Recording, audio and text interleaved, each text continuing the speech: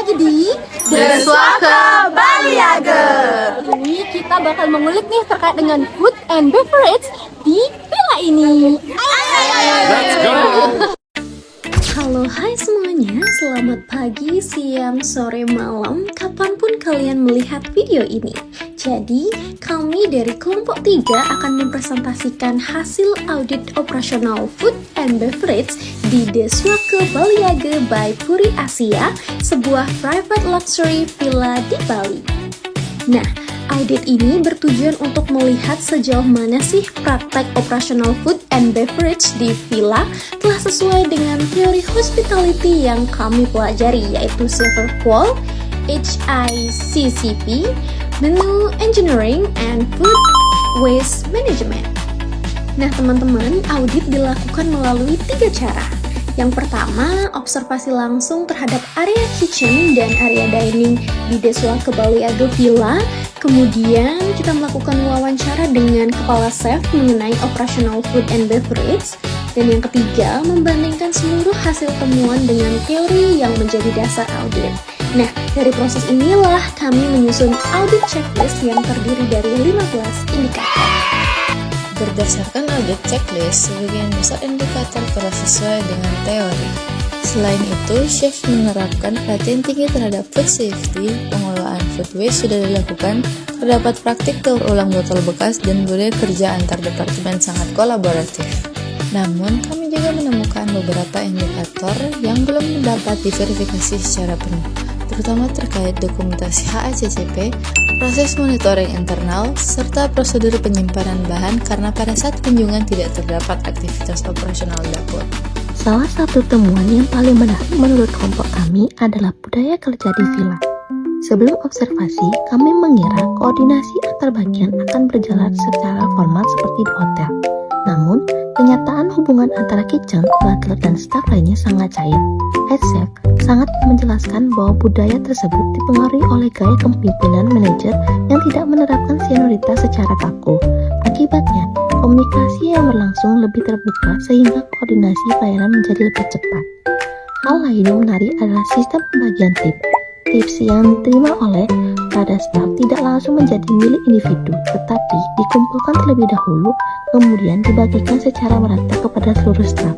Menurut kami, sistem ini memperkuat rasa kebersamaan dan mengurangi persaingan antar pegawai. Oke teman-teman, kita akan masuk pada pembahasan analisis komparatif berdasarkan teori Serve-Qual. Jadi ini dia teori versus praktiknya. Jika dibandingkan dengan teori Serve-Qual, praktik pelayanan di villa sudah sesuai terutama pada dimensi responsiveness, kemudian empathy, reliability, assurance, dan tangible. Nah, responsiveness ini terlihat dari koordinasi cepat antara butler dan kitchen. Kemudian empati terlihat dari kemampuan chef menyesuaikan menu berdasarkan preferensi tamu. Reliability terlihat dari konsistensi perhatian terhadap keamanan pangan untuk mencegah bali-beli. Sedangkan tangibles terlihat dari kondisi kitchen yang bersih, rapi, serta penampilan staf yang profesional. Pada aspek HACCP, sebagian besar praktik juga sesuai. Chef menjelaskan bahwa bahan sensitif diperoleh dari supermarket terpercaya untuk menjaga keamanan pangan. Peralatan memasak juga dipilih agar tidak menimbulkan risiko kontaminasi. Namun, kelompok kami belum dapat memastikan bagaimana dokumentasi HACCP, pencatatan suhu, maupun internal audit dilakukan karena proses tersebut tidak dapat diamati secara langsung.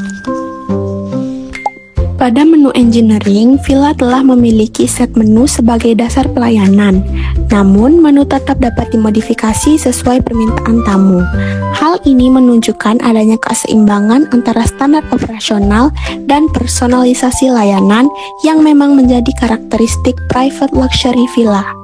Selain itu, mayoritas menu berorientasi pada western karena sebagian besar tamu berasal dari Australia.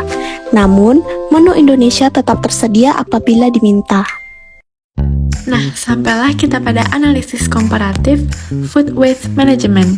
Nah, pada aspek food waste management ini, villa telah memisahkan bahan yang sudah tidak layak konsumsi untuk langsung mereka buang. Sedangkan makanan yang masih layak dimanfaatkan sebagai konsumsi staf.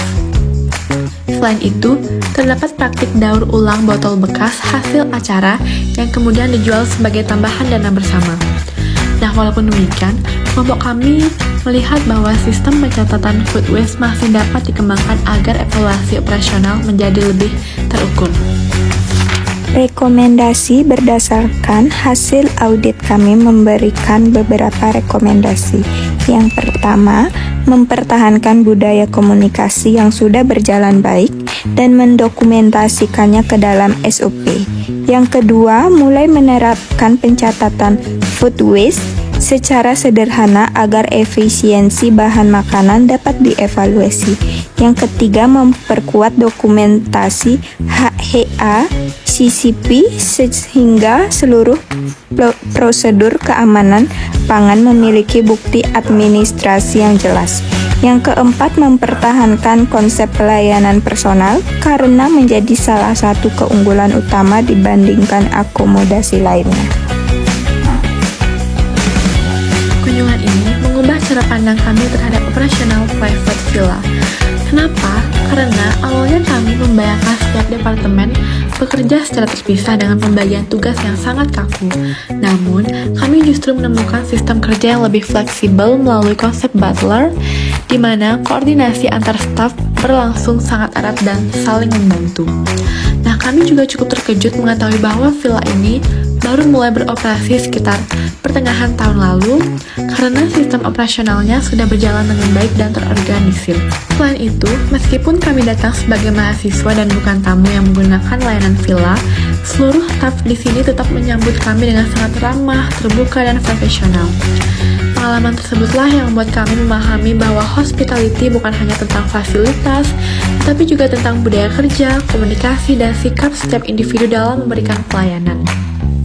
Sebagai penutup, hasil audit menunjukkan bahwa operasional food and beverage di Suaka Baliaga secara umum telah selaras dengan teori yang dipelajari. Meskipun masih terdapat beberapa aspek yang dapat terus dikembangkan, khususnya pada dokumentasi sistem dan evaluasi operasional. Satu, dua, tiga. Ini beli putra, selaku bapak anjir.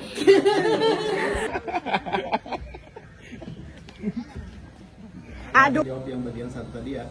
Maaf nih. Thank you. Satu, dua, tiga. Gak apa-apa. Hai guys. Girls time.